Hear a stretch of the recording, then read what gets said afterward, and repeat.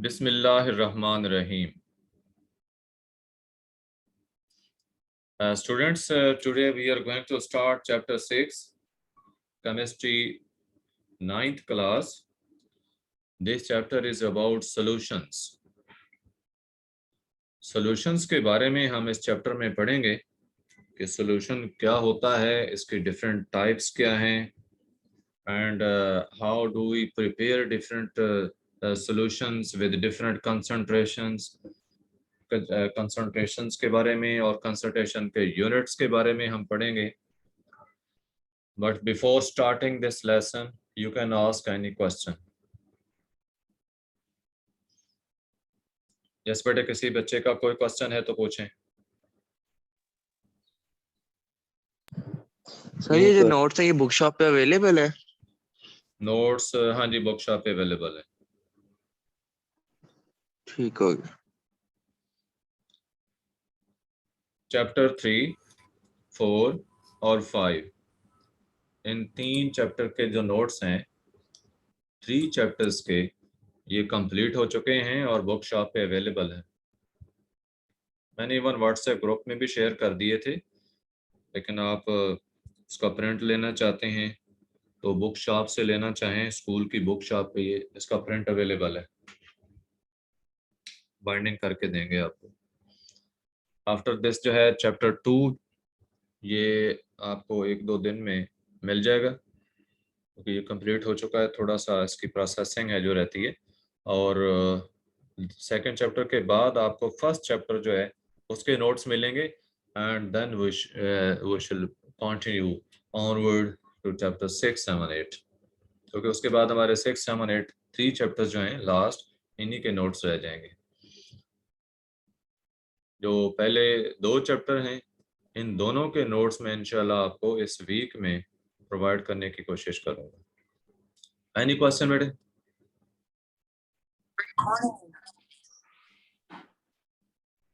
No question? और बेटे we start our lesson. जैसा मैं आपको बता रहा था कि इस चैप्टर में हम सॉल्यूशंस के बारे में पढ़ेंगे. तो अब सॉल्यूशंस क्या है बेटे? सॉल्यूशन को हम डिफाइन करते हैं कि it is homogeneous mixture of 2 और मोर कंपोनेंट्स. कि जो सॉल्यूशन है ये 2 या 2 से ज्यादा कंपोनेंट्स का होमोजेनियस मिक्सचर होता है. अब होमोजेनियस का क्या मतलब है? होमो का मतलब होता है सेम. तो होमोजेनियस मिक्सचर मीन कि ऐसा मिक्सचर जिसकी कंसंट्रेशन जो है वो एक जैसी हो हर जगह, उसको होमोजेनियस कहेंगे. मसलन आपने देखो ना, चीनी को पानी में हल किया है, शुगर को डिसॉल्व किया वाटर में, एक गिलास के अंदर वो सॉल्यूशन आपके पास है. अब उस गिलास के अंदर किसी भी जगह से थोड़ा सा सैंपल लेकर उसकी कंसंट्रेशन अगर फाइंड करें तो वो एक जैसी होगी. आप सिंपली टेस्ट करके देख सकते हैं. सरफेस से, सरफेस के करीब से पानी लें, मिड से लें, बॉटम से लें, उसको टेस्ट करके देखें तो टेस्ट एक जैसा आएगा.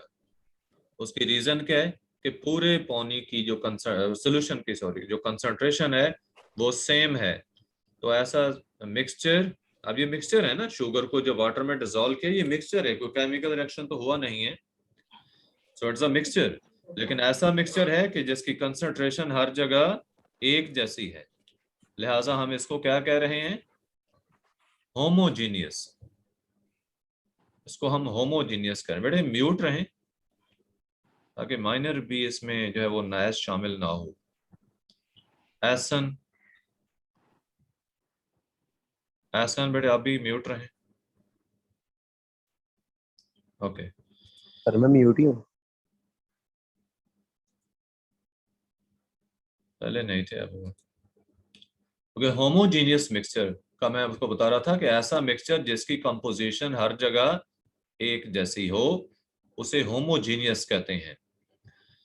अब 2 या 2 से ज्यादा कंपोनेंट्स हो सकते हैं, जरूरी नहीं कि 2 कंपोनेंट्स हों, ज्यादा भी कंपोनेंट्स हो सकते हैं. जब वो यूनिफॉर्मली मिक्सअप हो जाएंगे तो हमें सॉल्यूशन मिलेगा. सॉल्यूशन के बारे में आपको बताया जा रहा है कि जनरली सॉल्यूशंस जो है वो 3 फिजिकल स्टेट्स में पाए जाते हैं। यानी जो मैटर की 3 फिजिकल स्टेट्स आपने स्टडी की हैं चैप्टर 5 में, सॉलिड, लिक्विड, गैस, तो सॉल्यूशंस जो हैं वो ऑल द 3 फिजिकल स्टेट्स में पाए जाते हैं। अब ये डिपेंड करता है सॉल्वेंट की फिजिकल स्टेट के ऊपर कि सॉल्यूशन की फिजिकल स्टेट क्या बनेगी। अगर आपका सॉल्वेंट, ये सॉल्वेंट और सॉल्यूट में अभी एक्सप्लेन करता हूं, यहाँ पे सिर्फ टाइप्स ऑफ सॉल्यूशंस में स्टेट ऑफ सॉल्वेंट को एक्सप्लेन कर रहा हूं। आपका सॉल्वेंट अगर सॉलिड स्टेट में है तो सॉल्यूशन की फिजिकल स्टेट सॉलिड होगी। आपका सॉल्वेंट अगर लिक्विड स्टेट में है तो सॉल्यूशन की फिजिकल स्टेट लिक्विड होगी। और अगर आपका सॉल्वेंट गैसियस स्टेट में है तो आपके सॉल्यूशन की फिजिकल स्टेट गैस होगी। यहाँ पे आपको ये 3 एग्जांपल्स दी गई हैं, अलाय, सी वाटर एंड एयर। अलाय देखें, अलाय में क्या होता है, 2 या 2 से ज्यादा मेटल्स होती हैं जो यूनिफॉर्मली आपस में मिक्स होती हैं। अलाय को हम कैसे डिफाइन करते हैं?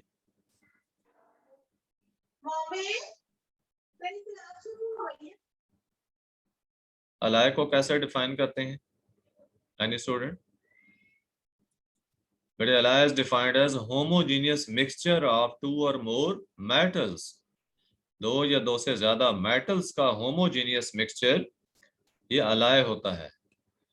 अब आप देख रहे हैं कि अलाय के अंदर जितने भी कंपोनेंट्स हैं वो सारे क्या हैं, सॉलिड हैं। तो सॉल्यूशन की फिजिकल स्टेट सॉलिड हुई। सी वाटर, पानी के अंदर डिफरेंट सॉल्ट्स वगैरह शामिल हैं, तो ये अब क्या है, लिक्विड सॉल्यूशन, क्योंकि इसका सॉल्वेंट वाटर है और वाटर लिक्विड स्टेट में पाया जाता है। एयर को देखें तो ये डिफरेंट गैसेस ही हैं जो कि मिक्स होती हैं आपस में, फिजिकल स्टेट सॉल्यूशन की गैस है।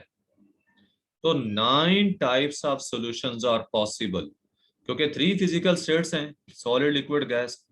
तो एट ए टाइम आप अगर सॉल्वेंट जो है उसको सॉलिड लें तो सॉल्यूट को चेंज करके देखें। सॉल्यूट आप एक दफा गैस ले लें, फिर लिक्विड ले लें, फिर सॉलिड ले लें, तो 3 किस्म के सॉल्यूशन ये बन जाएंगे।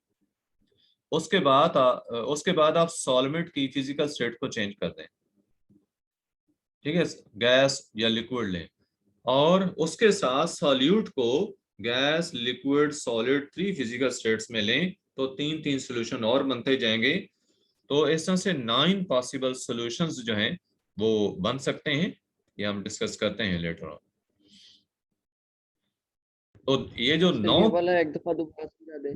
ओके बेटा, बेटे 9 किस्म के सॉल्यूशन जो आपको बताया गया है, तो ये कैसे पॉसिबल हैं कि 3 फिजिकल स्टेट्स हैं, सॉलिड, लिक्विड और गैस। आपका सॉल्यूट और सॉल्वेंट इन तीनों में से किसी भी फिजिकल स्टेट में हो सकता है। तो मैंने बताया कि आप सॉल्वेंट को सॉलिड लें, उसके साथ जो सॉल्यूट है वो गैस, लिक्विड या सॉलिड, 3 किस्म के सॉल्यूट डिसॉल्व कर सकते हैं। तो अकॉर्डिंगली क्या होगा, 3 किस्म के सोल्यूशन बन गए। अब आप सॉल्वेंट को सॉलिड की बजाय लिक्विड ले लें और उसके अंदर जो सॉल्यूट्स आपने डिसॉल्व करने हैं वो एक दफा सॉलिड सॉल्यूट डिसॉल्व करें, फिर लिक्विड सॉल्यूट डिसॉल्व करें, फिर गैसियस सॉल्यूट डिसॉल्व करें, तो 3 किस्म के ये सॉल्यूशन हो गए। अब आप सॉल्वेंट की स्टेट को चेंज करें, गैस ले लें, तो इस गैसियस सॉल्वेंट के अंदर आप बेतरतीब मतलब सॉलिड सॉल्यूट डिसॉल्व करें, गैस जो है सॉल्यूट गैसियस स्टेट में उसको डिसॉल्व करें, या लिक्विड स्टेट में सॉल्यूट है उसको डिसॉल्व करें, तो 3 किस्म के ये सॉल्यूशन हुए। तो इस तरह से 3 into 3 9 different types of solutions जो हैं वो पॉसिबल हैं। इनमें आपको बताया गया कि जो लिक्विड सॉल्यूशंस हैं, इन जो लिक्विड स्टेट में पाए जाते हैं, दे आर मोस्ट कॉमन, कि ये बहुत ज्यादा पाए जाते हैं, आम पाए जाते हैं। उसकी मेन वजह क्या है कि लिक्विड सॉल्यूशंस क्यों ज्यादा कॉमन है? वाटर की वजह से। बेटे जो कॉमन सॉल्वेंट, वाटर जो है ये मोस्ट कॉमन सॉल्वेंट है। पानी जो है ये कॉमन सॉल्वेंट मीन कि पानी का याद रखें कि इसको हम यूनिवर्सल सॉल्वेंट भी कहते हैं। ये बहुत ज्यादा चीजों को डिसॉल्व कर लेता है। यानी मोस्टली जो सॉल्यूशंस होंगे तो उसमें क्या होगा, water as a solvent use होता है, वाटर एज अ सॉल्वेंट होता है ज्यादातर सॉल्यूशंस के अंदर। यही वजह है कि ज्यादातर जो सॉल्यूशंस हैं वो लिक्विड स्टेट में पाए जाते हैं, क्योंकि मैंने आपको बताया था ना कि सॉल्वेंट की फिजिकल स्टेट पे डिपेंड करता है कि सॉल्यूशन की क्या फिजिकल स्टेट होगी। क्योंकि ज्यादातर सॉल्यूशंस पानी में होते हैं, पानी सॉल्वेंट्स, पानी जो है वो लिक्विड स्टेट में पाया जाता है, तो इसलिए लिक्विड सॉल्यूशंस जो हैं दे आर मोस्ट कॉमन। अगर बताया कि variety of wide variety of liquid solutions is available, जो कि रेंज करती है from the drop of rain to oceans, बारिश के एक कतरे से लेकर, बारिश के पानी के कतरे से लेकर समंदर के पानी तक। अब बारिश का कतरा जो है तो बेटा उसके अंदर क्या हो सकता है, जब बारिश होती है तो हवा में मौजूद जो डिफरेंट गैसेस के जो ऑक्साइड्स होते हैं ये उस वाटर में डिजॉल्व हो जाते हैं। जैसे ऑक्साइड्स ऑफ नाइट्रोजन को लें, ऑक्साइड्स ऑफ सल्फर को लें, तो ये पानी में डिजॉल्व होकर एसिड्स बनाते हैं, सल्फ्यूरिक एसिड, नाइट्रिक एसिड। ठीक है, वाटर जो है एसिड, रेन वाटर जो है उसके साथ ये ऑक्साइड्स मिलती हैं और हवा की ऑक्सीजन के साथ मिलकर ये एसिड्स बनाते हैं। तो ड्रॉप ऑफ रेन वाटर भी सोल्यूशन है। अब आप ओशन को ले लें, वो भी सोल्यूशन है। तो वाइड वैरायटी ऑफ सॉल्यूशंस का बताया गया आपको, लिक्विड सॉल्यूशंस का, कि that is available. Sea water का आपको बताया कि ये रिसोर्स है, तकरीबन 92 जो नेचुरली अकरिंग एलिमेंट्स हैं ये सारे इसके अंदर पाए जाते हैं। 92 ऐसे एलिमेंट्स हैं जो नेचुरली अकर करते हैं, कुदरती तौर पर पाए जाते हैं। बाकी आर्टिफिशियली प्रिपेयर किए गए हैं एलिमेंट्स 118 एलिमेंट्स जो डिस्कवर हो चुके हैं, तो इनमें से जो 92 है ये नेचुरली पाए जाते हैं। तो पानी का बताया कि ये एक सबसे बड़ा रिसोर्स है इन एलिमेंट्स का। और आगे आपको बात बताई जा रही कि boundaries of the components can't be distinguished, क्योंकि ये सोल्यूशन क्या है, मिक्सचर है, solution is not a compound. Compound के अंदर बाउंड्रीज जो कंपोनेंट्स की होती हैं they can be distinguished. Compounds के अंदर एक फिक्स रेशो होती है, कंपाउंड में जो कंपोनेंट्स हैं उनकी एक फिक्स रेशो होती है, जबकि मिक्सचर में कोई फिक्स रेशो नहीं होती। आप किसी भी रेशो में कंपोनेंट्स को मिक्स कर सकते हैं। इसलिए बताया कि कोई बाउंड्री जो है कंपोनेंट्स की ये आप डिफाइन नहीं कर सकते या डिस्टिंग्विश नहीं कर सकते। इसमें ये भी नोट रखें कि ये कंपोनेंट्स के हवाले से कि कंपोनेंट्स यूनिफॉर्मली इस तरह से मिक्स होते हैं कि आप ये भी नहीं डिफाइन कर सकते कि ये इस जगह पे सॉल्वेंट होगा, इस जगह पे सॉल्यूट होगा, या ये कंपोनेंट इस जगह पाया जा सकता है, ये कंपोनेंट दूसरी जगह। सारे कंपोनेंट्स जो हैं वो यूनिफॉर्मली मिक्स होते हैं ऐसे सोल्यूशन के अंदर। Any question?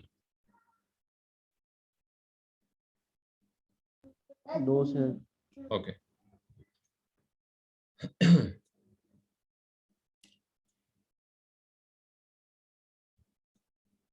सोल्यूशन के बारे में आपको बताया जा रहा है कि solution exist as one phase. अब फेज क्या होती है? फेज बेटे कहते हैं होमोजीनियस पोर्शन। किसी भी सिस्टम का जो होमोजीनियस पोर्शन है उसको फेज कहा जाता है। अब जैसा मैंने आपको शुगर सॉल्यूशन की एग्जांपल दी थी कि शुगर सॉल्यूशन आपके पास गिलास के अंदर है, तो वो सारे का सारा जो है उसकी एक जैसी कंसंट्रेशन है, वो सारा होमोजीनियस है, तो हर जगह उसकी फेज क्या होगी, एक जैसी। इसलिए कहा कि solution exist as one phase, कि सॉल्यूशन की एक ही फेज होती है। अगर तो देखें ना ऐसे हो कि पानी का जो आपने वो शुगर सॉल्यूशन बनाया है जो गिलास के अंदर मौजूद है, उसका टेस्ट जो है वो कहीं से ऐसा उसका सैंपल लेकर देखें तो और हो, बाकी किसी और जगह से और टेस्ट आ रहा हो, तो उसको हम वन फेज नहीं कहेंगे, क्योंकि फिर उसकी कंसंट्रेशन डिफरेंट होगी, वो डिफरेंट फेजेस होंगी। लेकिन चूंकि हम देख चुके कि वो एक जैसा टेस्ट रखता है, एक जैसी उसकी कंसंट्रेशन है हर जगह, वो होमोजीनियस है, सारे का सारा होमोजीनियस है, तो homogeneous portion of the system phase कहलाता है। वो सारा होमोजीनियस है, लिहाजा हम कह सकते हैं कि solution is a one phase. Solution exists as a one phase. Only one phase होगी solution की. Air we breathe in, that's a solution of several gases. जो हवा हम सांस लेने के दौरान लंग्स में ले जाते हैं, इसके अंदर डिफरेंट गैसेस मौजूद हैं और वो गैसेस भी एक फेज में होती हैं, उनकी कंसंट्रेशन एक जैसी होती है, यूनिफॉर्मली मिक्स्ड होती है, तो वो भी सॉल्यूशन है. बराज ये जो पीतल होता है ये सॉलिड सॉल्यूशन है जिंक और कॉपर का. ठीक है, जिंक और कॉपर दोनों मेटल्स हैं, इनका ये होमोजीनियस मिक्सचर होता है ब्रास, तो ये सॉलिड सॉल्यूशन हुआ. शुगर को पानी में डिसॉल्व किया हुआ है तो वो लिक्विड सॉल्यूशन की एग्जांपल हुई. Evaporation can distinguish a solution and a pure liquid. बेटा ये एक टेस्ट है कि आप देखना चाहते हैं कि आपके पास जो एक मिक्सचर है अवेलेबल, क्या वो प्योर लिक्विड है या वो सॉल्यूशन है. तो आप इवेपोरेशन करवाएं, उसको बॉयल करें. ठीक है, उसको बॉयल करें. इवेपोरेशन तो है ना आम टेम्परेचर पे वेपर्स का बनना, लेकिन आप जल्दी रिजल्ट लेना चाहते हैं उसको हीट करें. अगर सारे का सारा लिक्विड इवेपोरेट हो जाता है और कोई रेजिड्यू बाकी नहीं बचता, रेजिड्यू कहते हैं बाकी बच जाने वाली चीज को, सारा लिक्विड इवेपोरेट हो गया है, कोई रेजिड्यू बाकी नहीं बचा, तो वो प्योर लिक्विड था. ठीक है, वो जो लिक्विड था अब उसको हम कंपाउंड कह सकते हैं. ठीक है, that was a pure compound. और ऐसा लिक्विड कि जब वो इवेपोरेट होता है तो रेजिड्यू बच जाए. ठीक है, रेजिड्यू जब बच जाए तो हम उसको सॉल्यूशन कहेंगे. सॉल्यूशन के अंदर क्या होगा, इवेपोरेशन के बाद कुछ ना कुछ रेजिड्यू बच जाएगा, जबकि कंपाउंड की सूरत में या प्योर लिक्विड जो है उसकी सूरत में आपको रेजिड्यू नहीं बचेगा. एलायस का बताया कि it is considered as a mixture. क्यों मिक्सचर कंसीडर होता है एलाय, क्योंकि जो एलाय है it shows properties of its components, और दूसरी बात कि इट हैज वेरिएबल कंपोजिशन. ये दो रीजन याद रखें, इन टू रीजंस की वजह से एलाय को हम मिक्सचर कंसीडर करते हैं, कंपाउंड नहीं कहते. पहली वजह क्या है कि ये अपने कंपोनेंट्स की प्रॉपर्टी शो करता है, और दूसरी वजह क्या बताई कि इसकी कंपोजिशन वेरिएबल है. बस यही आप ब्रास को ही ले लें कि जिंक और कॉपर इसमें जो मिक्स किए हैं, तो ये इनके प्रोपोर्शन को हम चेंज करके मिक्स कर सकते हैं, ब्रास बनेगा. तो कंपोजिशन चूंकि फिक्स नहीं है और कंपोनेंट्स की प्रॉपर्टीज इंडिविजुअली शो हो रही हैं, लिहाजा अलाय मिक्सचर है, it is not a compound. Any question?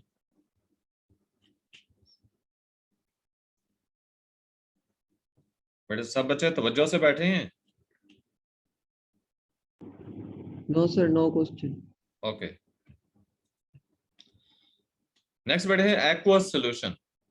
Aqua कहते हैं पानी को, वाटर को. अब किसी भी सब्सटेंस का सॉल्यूशन वाटर में जब होगा तो हम उसको एक्वस सॉल्यूशन कहेंगे. फिर सुन लें, एक्वा वाटर को कहते हैं. जब आपका सॉल्यूशन वाटर के अंदर बनेगा, यानी किसी भी सब्सटेंस को पानी में डिसॉल्व करके सॉल्यूशन आप बनाएंगे, तो ये सॉल्यूशन कहलाएगा aqueous solution. So you can define solution of any substance in water is called aqueous solution. aqueous solution के अंदर जो वाटर होगा ये हमेशा ज्यादा अमाउंट में मौजूद होगा और हम इसको सॉल्वेंट कहेंगे. aqueous solution में water will always be there present in larger amount और हम इस वाटर को सॉल्वेंट कहेंगे. अब ये सॉल्यूट और सॉल्वेंट की टर्म्स में एक्सप्लेन करनी है. तो एक्वस सॉल्यूशन में आप मैंने क्या बताया कि वाटर क्या होगा, सॉल्वेंट के तौर पे मौजूद होगा. शुगर और साल्ट सॉल्यूशंस लें पानी के अंदर. अब इसमें शुगर हो या साल्ट हो, ये दोनों सॉल्यूट्स हैं और वाटर जो है वो सॉल्वेंट है. वाटर ज्यादा मिकदार में है और वाटर डिसॉल्व कर रहा है इन चीजों को, इसलिए वाटर सॉल्वेंट हुआ. सॉल्वेंट को बेटे हमने डिफाइन भी ऐसे ही करना है कि substance that dissolves other substances in it. वो चीज जो बाकी चीजों को अपने अंदर हल करती है उसे हम सॉल्वेंट कहते हैं, और जो चीज किसी दूसरी चीज में डिजॉल्व हो रही हो उसको सॉल्यूट कहते हैं।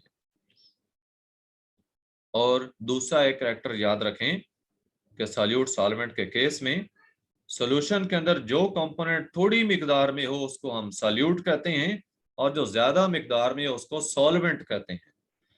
क्योंकि जिस वक्त दोनों जो सब्सटेंसेस हैं, सॉल्यूट भी और सॉल्वेंट भी, एक ही फिजिकल स्टेट में होंगे, मतलब दोनों सॉलिड हैं, दोनों लिक्विड हैं या दोनों गैस हैं, तो फिर आपके लिए सॉल्यूट और सॉल्वेंट को डिफाइन करना, डिफरेंशिएट करना डिफिकल्ट हो जाएगा कि अब इसमें सॉल्यूट डिजॉल्व कर कौन सा सब्सटेंस रहा है और डिजॉल्व होने वाला सब्सटेंस कौन सा है।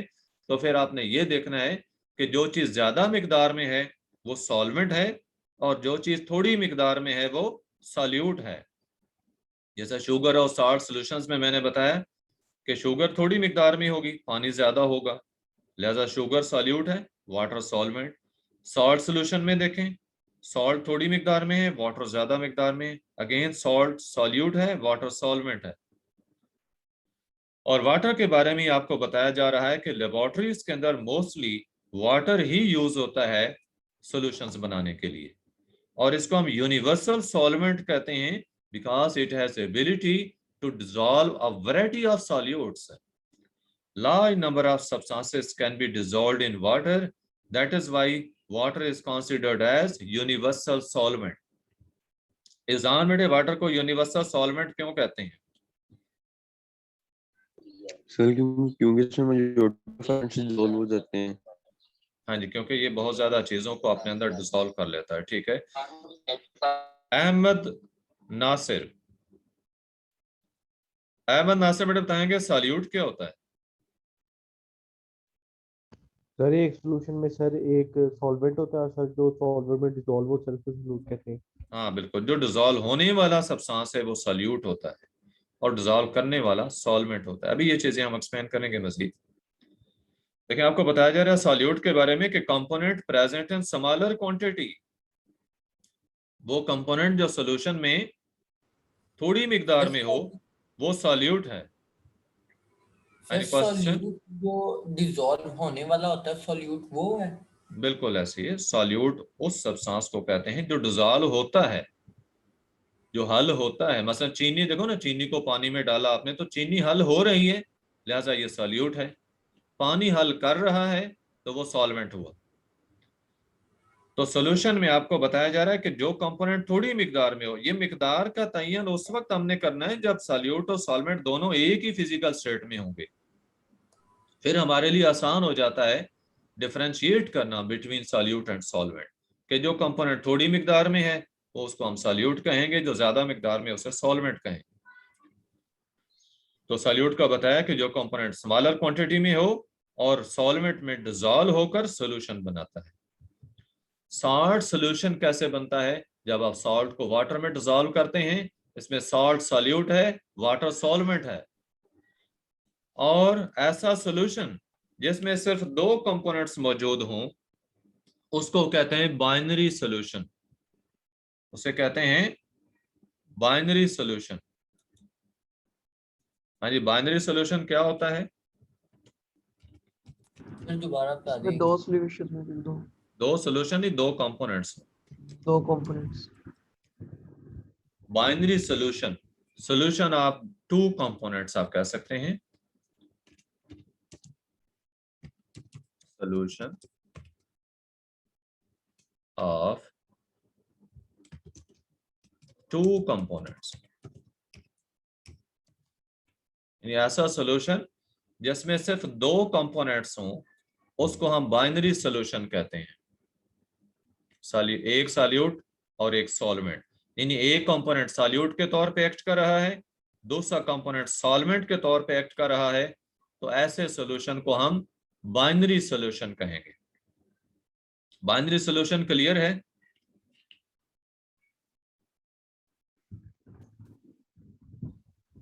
नेक्स्ट बेटे आपको बताया जा रहा है कि मोर देन वन सॉल्यूट्स भी डिसॉल्व हो सकते हैं किसी भी सॉल्वेंट में। तो लिहाजा सॉल्वेंट के जो कंपोनेंट्स हैं वो 2 से ज्यादा भी हो सकते हैं। मसलन आप सॉफ्ट ड्रिंक्स को देखें, इसमें वाटर सॉल्वेंट है, जबकि जो बाकी सब्सटेंसेस हैं जैसे शुगर है, सॉल्ट्स हैं, कार्बन डाइऑक्साइड वगैरह, ये सारे सॉल्यूट्स हैं। ठीक है, अब ये बाइनरी सोल्यूशन नहीं होगा क्योंकि इसके कंपोनेंट्स 2 से ज्यादा हो चुके हैं।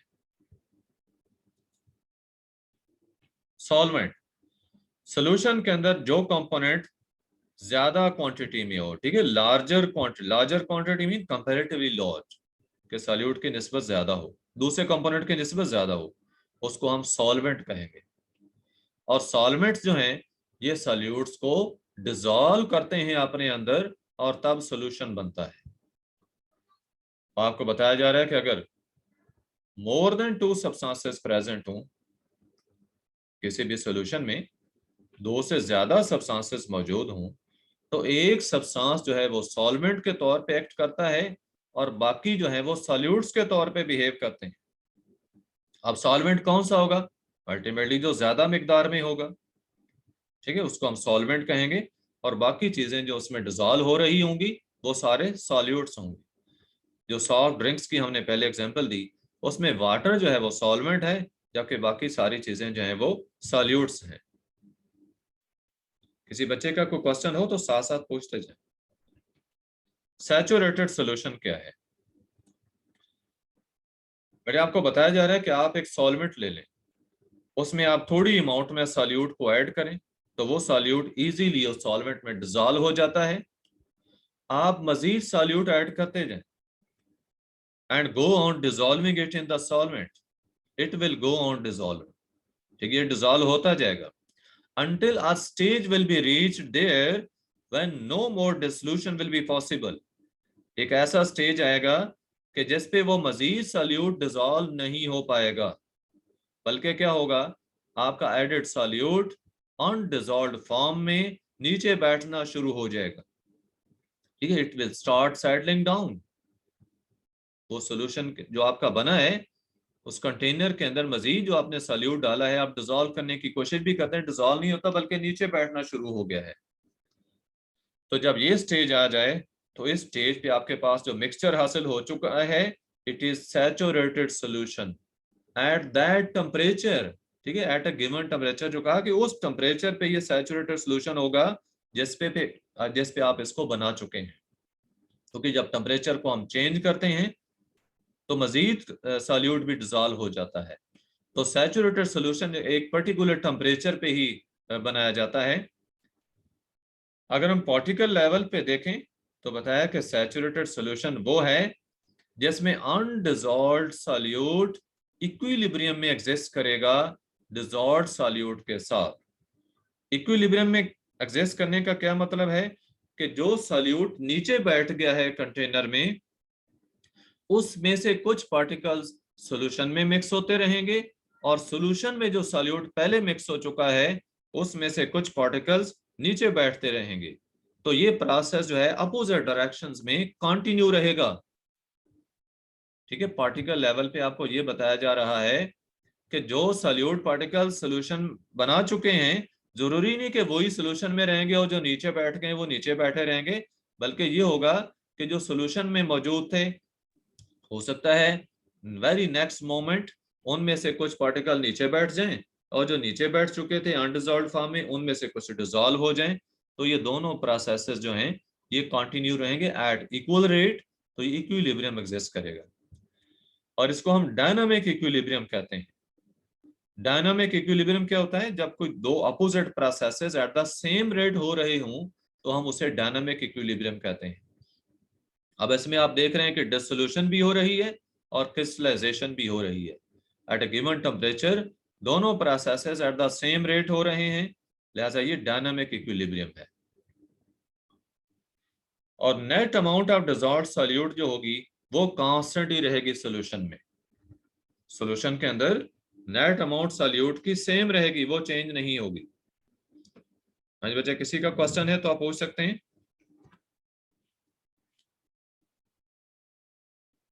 यहाँ तक किसी बच्चे का कोई क्वेश्चन? हम सैचुरेटेड सॉल्यूशन की बात ज्वाइन करनी है मीटिंग। बेटे हम अनसैचुरेटेड सॉल्यूशन ताकि कवर करेंगे, सफिशिएंट है, बाकी कल पढ़ लेंगे। क्योंकि बाकी क्लासेस भी आगे आपने ज्वाइन करनी है। अभी मैं एक दफा अटेंडेंस आपकी दोबारा मार्क करने लगा हूं। तो अनसैचुरेटेड सॉल्यूशन को पहले आप सुन लें। सिंपल सी बात है, देखिए बेटे, सॉल्यूशन ऐसा सॉल्यूशन जिसमें सॉल्यूट थोड़ी मिकदार में मौजूद हो, किसी भी खास टेम्परेचर पे, गिवन टेम्परेचर पे सॉल्यूट मजीद डिजॉल्व हो सकता है, लेकिन हमने अभी डिजॉल्व नहीं किया कि ऐसा सॉल्यूशन जो मजीद सॉल्यूट को डिजॉल्व करने की कैपेसिटी रखता है किसी भी टेम्परेचर पे, उसको अनसैचुरेटेड सॉल्यूशन कहते हैं। ठीक है, अनसैचुरेटेड सॉल्यूशन क्लियर है?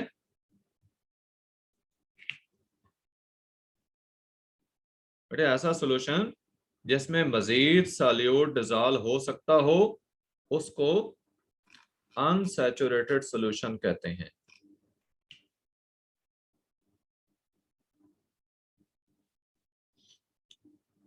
Any question from your side? Once again I have marked your attendance. किसी बच्चे का क्वेश्चन है तो पूछ सकते हैं। हमारे ऑनलाइन टेस्ट होंगे? बिल्कुल होंगे बेटे, ऑनलाइन टेस्ट होंगे, आपको बता दिया जाएगा जब हो। कोई क्वेश्चन नहीं है? Sir yes. सर जो ऑनलाइन टेस्ट होंगे उसके अंदर